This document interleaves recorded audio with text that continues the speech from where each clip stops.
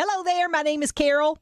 And I'm Kelly. Hey, I'm Tricia. And we are so glad you've joined us around the table today for this Girl Talk podcast. Let me paint a picture for you. You walk into a room full of women and you feel so alone. It has happened to us all at one time or the other. And today we're going to address that very topic, loneliness, how to get past it, how to overcome it, and most importantly, how to raise your hand and say, hey, I need help getting out. Because I think that's one of the most important. So why do you think we feel lonely? I think loneliness has taken on a new level in the past year with the pandemic. Right. Yes. Yep. I think fear plays a big role in loneliness. Yeah. Just in general. I mean, and I think fear in the last year of catching something or giving something to somebody else. But then you've got the insecurity of, right, like you said, walking into a room and either not knowing anybody or maybe knowing everybody and feeling maybe they won't like me or maybe they won't want to hear what I have to say or... There's not a connection. We've lost some of our social skills over this past... We've lost some of our social...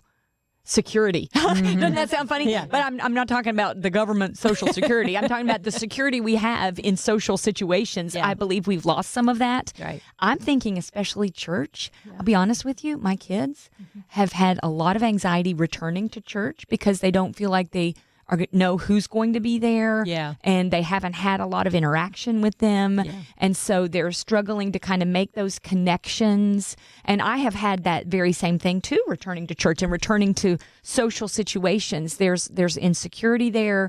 Do I remember how to do this? I mean, we've laughed about it, but it's actually true. Mm-hmm. Mm-hmm. I remember we did our first event here at the radio station, and I was hugging everybody. I mean, like people were like, "Oh, wow," because I'm a lot. But you're secure in yourself in a social situation, right? I mean, or what? Be honest. I guess I am. But I think it's probably part of all that performance thing. You know, I just feel like I don't want anybody to be uncomfortable, so I'm gonna go up and hug you. So just totally take down the barrier at the beginning. And if you bristle at that, you probably want to stay about a half a mile away from me, because I will find you. You know, I will find you and hug you. People at my church, and they're like, they see me coming, they run from me. They do not. They do. They line up for hugs. No, there's 2 or 3 that completely run the other way, and that's okay. And I know maybe you that should now. Stop hugging those people. No, I will not. No, right. Boundaries. Boundaries. So I think we've all determined I am why people have social anxiety. Could very well be. You know, one of the other things I think about why we experience loneliness is that we don't have those deep connections. Like we're supposed to have. You know, and that was one of the things that got us through COVID, you know, significantly, was having those 2 or 3 other families that we were willing to be to quarantine with or isolate with or whatever the language was we were using at the time. And those deep connections is what kept us from feeling lonely as a family. But in so many churches today, even, we don't have models set up where you can create those kinds of deep connections with other people and go deep with them. Do you think that's a vulnerability thing? Is that like, if you know all my junk, you won't necessarily like me or judge? You will judge me. And I think it's a trust thing. It's can I trust you? That's the weirdest to thing. Hold me and my story in confidence and love me. You know, see me, hear me, know me, and love me, despite all the junk that I carry. See, that's the weirdest thing for me, because y'all know, I have major trust issues, and y'all know one of my closest friends in the whole wide world, the first time we ever met together for coffee, somebody suggested that we do that because she and her husband were leading a singles group at the time. So we met for coffee, and I told her much more than you should ever tell anyone in one sitting. Like, it was but oversharing. Here you are, friends today. It was oversharing on crack, right? But and I was like, the fact that she didn't change her phone number and move to another city, because I think you can run 2 opposites of the spectrum. You tell everything because you secretly hope they reject you, so that all of that is correct. Does that make sense? Mm-hmm. Everything that you people share away. Before they push you have you a away. chance to get You're looking hurt. for validation of your thoughts that you already have. Right. Or you don't share anything at all. Yeah. Yeah. There's two opposite ends of the spectrum. I tend to be an oversharer. Did you overshare with her? I'm using your verbiage. I don't think you did, but did you do that because you were lonely? Oh, for sure. Mm-hmm. Yeah, I think it was a couple different things, but I was in that place where I wasn't connecting with very many people at all during that time in my life. Mm-hmm. And to say I was lonely was probably putting it mildly. Mm-hmm. You know, there was a lot going on in my life, and so it was some other things as well. But I'm one of those people who can just puts it all out there on the table, and I want you to say, "Oh yeah, I see why all this has happened because you've brought it on yourself." You know, I want people to say that so that I'm not like wrong. Mm-hmm. Is that weird or what? No, it's so weird. I think a lot of us have that same feeling, and we're scared to trust. We're scared to connect. We're scared the person's going to reject us, and if we go ahead and get it over with before we become close to them, it hurts less. But you said something really important, and I think this is true when we are in that difficult season. We either tell too much or we tell too little, and we're looking for we're doing that same thing. It's like you vacillate between those because isolation is forced loneliness, and oversharing is pushing away loneliness, and so it's all a sense of not feeling connected. And I think we all are looking for connection with other people. And sometimes that works and sometimes it doesn't. But I'm going to say what I think we all know, which is the connection that can really heal us is the connection with God, even in the middle of those terrible times. Quick reflection back when my mom died. She was someone I would have called at a difficult time. Yeah. She was someone I would have called at a happy time. She was someone I would have called when I felt lonely. She was someone I would have called and shared what was on my heart. Well, that was taken away, the ability to call her. And I remember reading in a Bible study, and I found this to be true.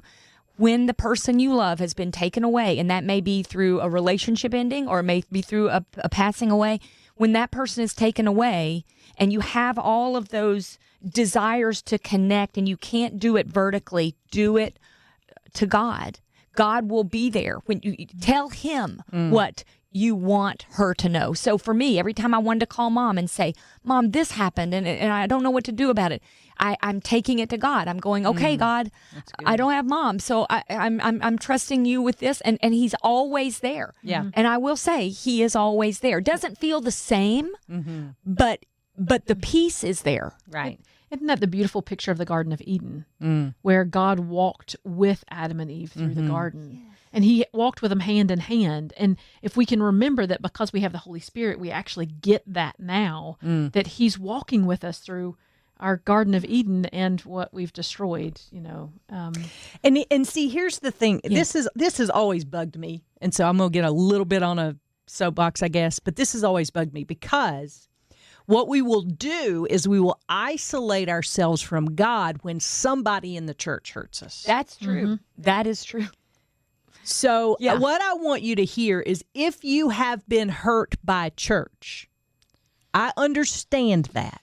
But do not miss Jesus because someone has hurt your feelings. Because what you just said, what you two both just shared, you know, nothing replaces that. And even Jesus understands what it's like to be betrayed. Absolutely. By those who were closest to him. If anybody understands betrayal, it's Jesus. Yes. But what we do, I think, as women, is when we get hurt by church, we say, I'm not going to church anymore, anywhere.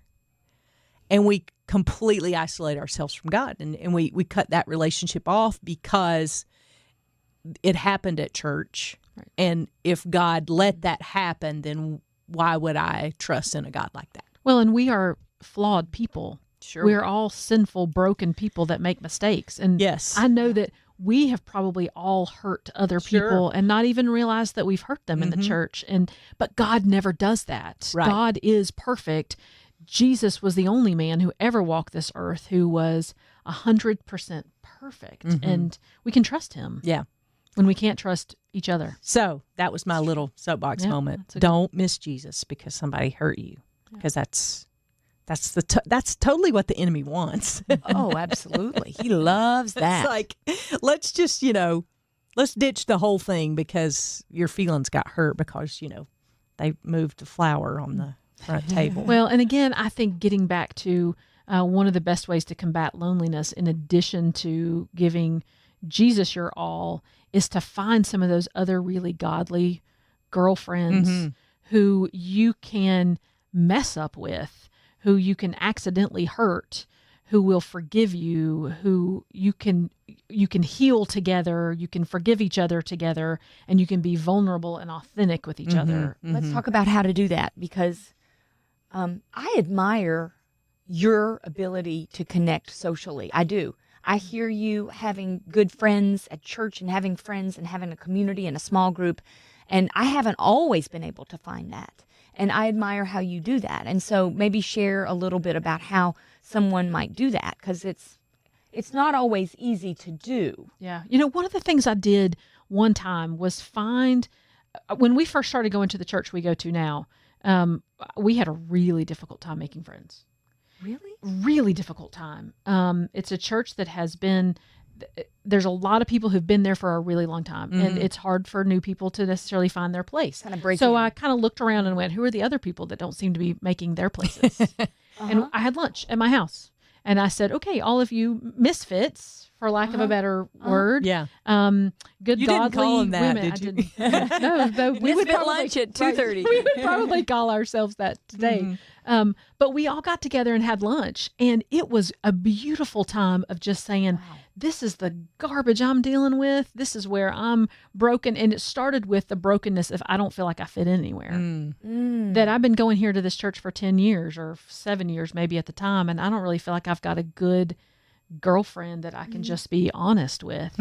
And so from that, some of that, we got to be much closer as women, and then some of them started becoming even more, close. And now I think everybody in that group has somebody, at least one other person that they can call a really strong girlfriend. Yeah. So it started with, you went to church and you looked around and you took a chance by inviting some folks.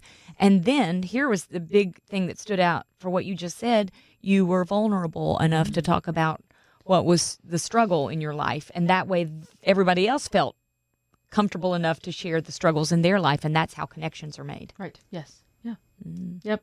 One of the other things that we did, I did at church that was transformational, is that I joined a small group of people who were studying the same thing together. So a Bible study, it was a discipleship group, but the 6 of us went very deep in conversations with a guided curriculum. So it was, we weren't necessarily friends before we started the group, but afterwards we spent 3 years together studying the same thing in the same curriculum, made a commitment to 3 years at the beginning, a commitment of 3 years to the curriculum and to each other and to being vulnerable with each other. And it made all the difference. Those women are some of the closest people in my life now because we agreed to be vulnerable with each other and agreed to make a long-term commitment to doing that.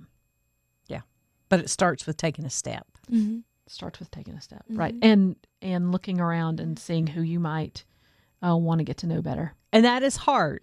It is. But I would say that step is not as hard as the loneliness that you feel if you just continue to do what you're doing now. That's right. Like, that one step could make all the difference. And, here's the thing. It may take a couple of interactions, a couple of lunches, a couple of coffee dates. It may take I was about to say a gaggle of conversations, but I don't even know if that's a thing. A gaggle. Sure, of why not?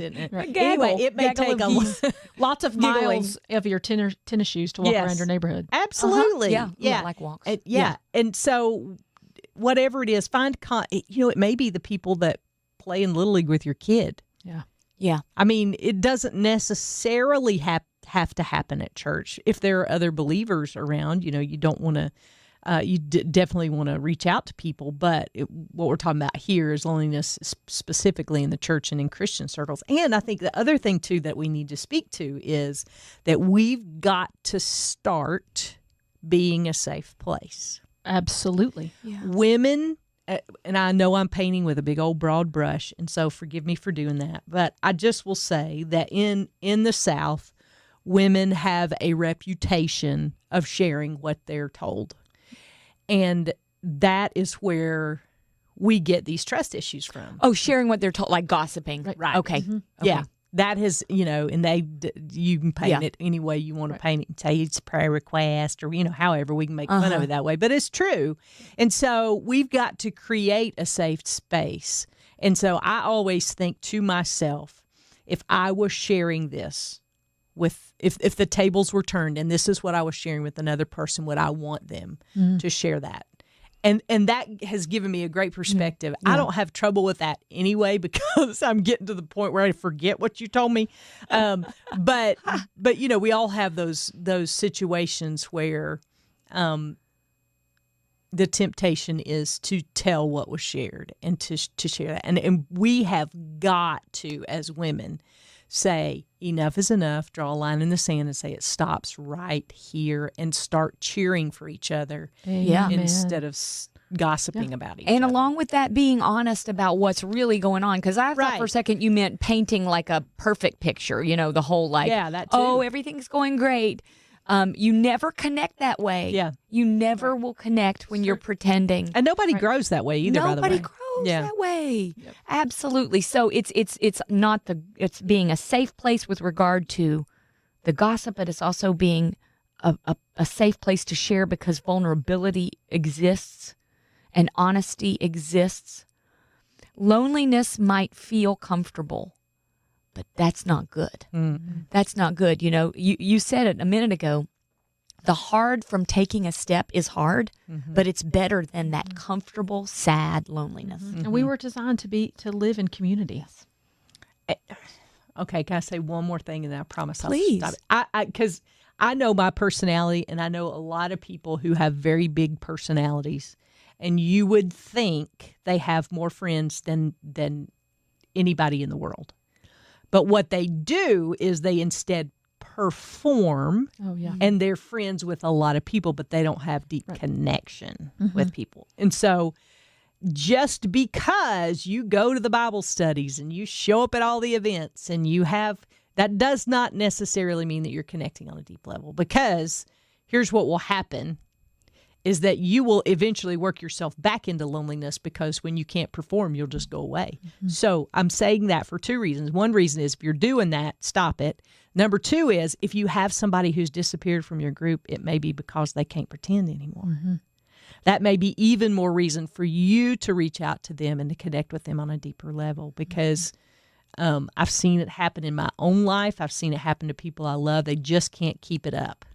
And so they disappear. And that is like a light bulb moment for somebody to go after them who feels a connection, who has something in common with them, to say, well, why'd you stop coming? Why haven't we seen you? Because that oftentimes is what they're doing. And that's an important thing for us to do as Christian women, is to pursue other Christian women, especially those ones that look like they've disappeared. Yeah. Yep. Because they need to know they matter, and they need to know that people miss them when they aren't there. Because most of us disappear from groups where we feel like we don't matter. Sure, I stopped going because I don't matter. Mm-hmm. That's why we do it. So, I hope that this has been a helpful discussion. I feel like I've brought up a lot of junk today. Maybe it was just a therapy session for me. I don't know. This is good. We're digging in. I like it. We want you to be connected. We don't want you to be lonely. There is no reason for you to live in the pit of loneliness. Can I call it that? Sure. We want you connected, because here's the thing. When you understand how loved you are by God and you connect in a healthy community, you are going to be able to pour out and serve as never before with the gifts that God has given you. And that's the steps that you get there. You understand how loved you are in Christ. Then you connect with the community, and then you find ways to serve. That's how it was designed to work. And so that's what we want for you. And if you have questions, comments, anything that you'd like to tell us, we would always welcome your email. You can email us at girltalk@thelightfm.org. You can connect with us on the Facebook page. Got a public Facebook page now where you can share the podcast. Make sure you like that. And we would just love to hear your feedback on this. I've enjoyed this conversation. Great. Yeah. And we also want to say thanks to our friends at Fox Toyota of East Tennessee for sponsoring this season of the Girl Talk podcast. And we'll see you next time we gather right here around these microphones for the next Girl Talk podcast.